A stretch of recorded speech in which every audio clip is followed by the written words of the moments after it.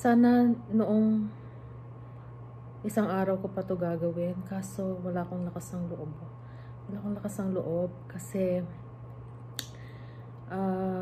para bang malungkot pa ako. Hanggang ngayon medyo malungkot pa ako.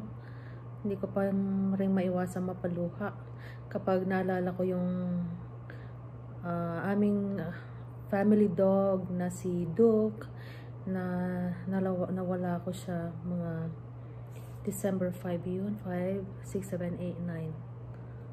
4 days ago? 4 days ago ba yun? Nung Tuesday. Basta 5 days ago yata. December 5 yun nangyari. Ay, nakakalungkot talaga kasi ang tagal naming inalagaan yung aming aso. At sabi nga nung doktor, mahaba na raw yung itinagal ng kanyang buhay. Kasi yung kagaya niya na lab at saka Australian cattle, yung buhay nila ay umabot lang ng 9 years. Pero umabot ng 13.5 years yung aso namin si Doc. Yan, nakakalungkot isipin. Kanya-kanyang mga ano ba tawag dito, advice na kapag na-lose namin siya, kailangan kuha kaagad ako, o kaya sabi ng ate ko, kukuha raw ako para yung pangalan nung si Duke, yun din ay papangalan namin.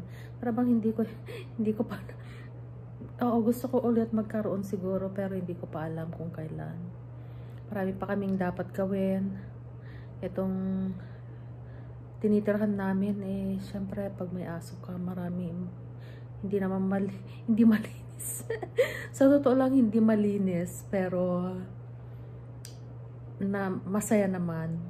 Masaya naman. Hindi kami yung basta-bastang nakakaalis, or pag may pupuntahan kami, yung overnight, hindi kami nakakagawa ng ganun kasi lagi namin siyang inaalala. So, natapos din yung pag-aalaga namin sa kanya, at kaya siguro humaba yung buhay kasi mahal na mahal namin siya Miski Pilyo.